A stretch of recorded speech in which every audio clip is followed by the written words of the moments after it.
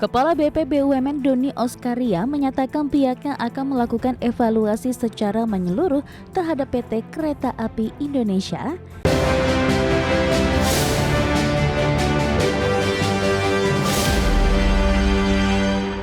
CEO Danantara yang juga Kepala BP BUMN Doni Oskaria menyatakan akan mengevaluasi manajemen PT KAI imbas buntut dari kecelakaan yang melibatkan KA Argo Bromo dengan KRL di Stasiun Bekasi Timur. Pemerintah pun sudah menyiapkan anggaran 4 triliun rupiah untuk melakukan pembenahan di 1.800 perlintasan sebidang. Kepala BP BUMN Doni Oskaria menyatakan pihaknya akan melakukan evaluasi secara menyeluruh terhadap PT Kereta Api Indonesia imbas kecelakaan KA Argo Bromo Anggrek dan KRL di Stasiun Bekasi Timur yang mengakibatkan 15 orang meninggal dunia dan 84 orang mengalami luka-luka. Menurut Doni, pihaknya akan melakukan evaluasi khususnya pada aspek keamanan atau safety. Pemerintah pun sudah menyiapkan anggaran 4 triliun rupiah untuk melakukan pembenahan di 1.800 perlintasan sebidang. Sekali lagi kita mohon maaf bahwa ini akan segera kita lakukan evaluasi menyeluruh, ya, baik itu terhadap operasional daripada kereta api kita dan terutama sekali yang berkaitan dengan safety. Ya. Jadi tadi Bapak Presiden juga sudah menyampaikan akan dibudgetkan juga, disediakan juga budget oleh Bapak Presiden. Ini menunjukkan perhatian yang serius terhadap mass transportation. Dan juga perlu saya sampaikan bahwa Presiden sangat mencintai transportasi umum kereta api ini. Doni menambahkan evaluasi ini akan dilakukan secepat mungkin agar dapat memberikan ketenangan dan kenyamanan bagi masyarakat yang akan menggunakan transportasi umum seperti kereta api. Dari Jakarta, Riki Anwardi, IDX Channel.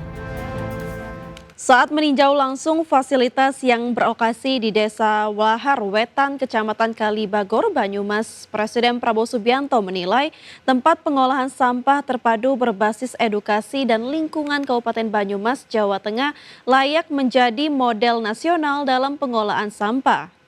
Presiden mengaku terkesan dengan inovasi yang dikembangkan dalam pengolahan sampah berbasis teknologi sederhana namun efektif. Presiden mengatakan sistem pengolahan sampah di TPST-BLE mengedepankan penggunaan teknologi yang tidak terlalu canggih tapi mampu berjalan efektif karena didukung pemanfaatan produk lokal serta sistem yang terintegrasi dari tingkat rumah tangga hingga kabupaten. Menurut Presiden, model tersebut berpotensi diterapkan di berbagai daerah di Indonesia, bahkan telah menarik perhatian dari luar negeri. Kita lakukan istilahnya pengolahan sampah dengan menggunakan teknologi yang tidak terlalu canggih, tapi efektif, sebagian besar produk lokal, dan dalam suatu rangkaian sistem dari rumah tangga sampai ke kabupaten. Jadi ini saya kira sangat efektif, ya, menjadi contoh untuk banyak provinsi, banyak kabupaten, bahkan dari negara lain ada yang ke sini. Pengolahan sampah sekarang jadi prioritas nasional, ya. Dalam 2-3 tahun kita harus. Emiten konstruksi PT Harta Jaya Karya Tbk atau MEJA mempercepat rencana akuisisi 45% saham perusahaan tambang PT Trimata Coal Perkasa senilai $100 juta Amerika Serikat. Langkah strategis ini diambil guna memperkuat portofolio perseroan di sektor energi serta mengamankan rantai pasok batu bara nasional maupun internasional. PT Harta Jaya Karya Tbk kian serius melebarkan sayap ke sektor energi primer.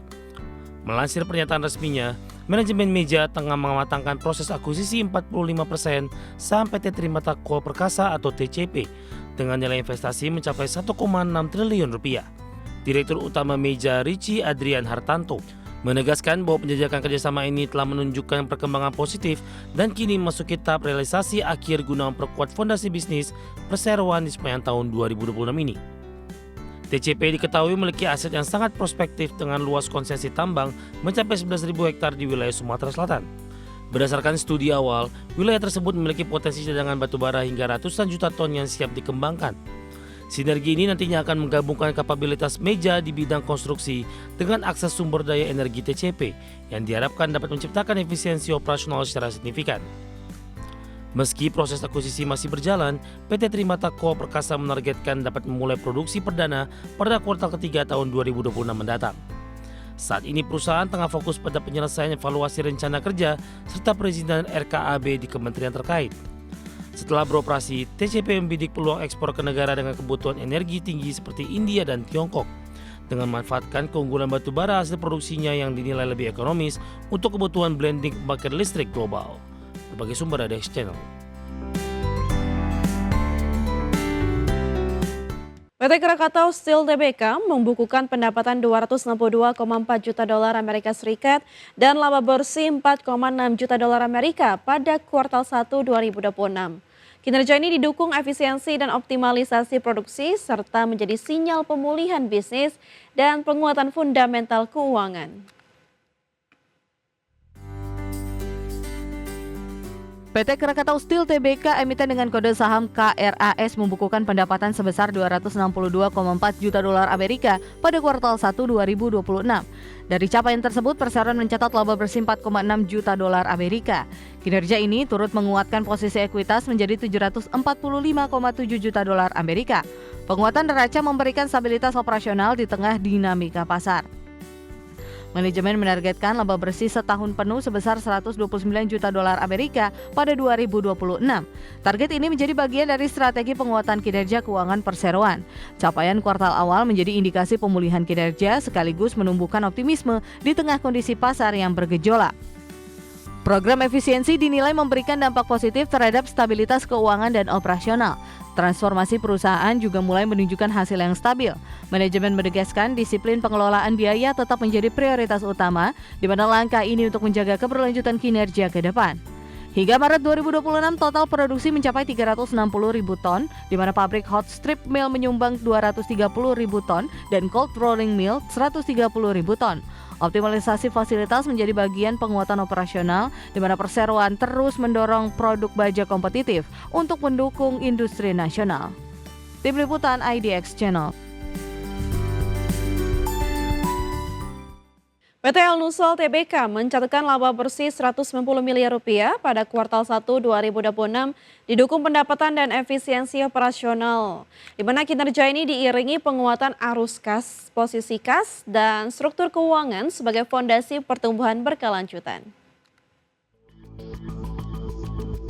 PT Al-Nusa Tbk atau emiten berkode saham ELSA membukukan laba bersih 190 miliar rupiah pada kuartal 1 2026.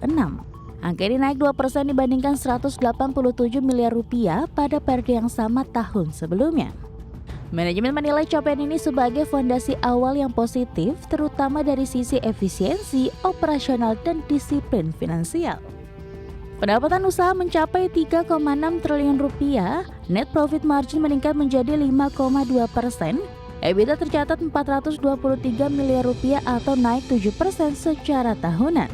Kinerja ini mencerminkan operasional yang stabil dan terkendali.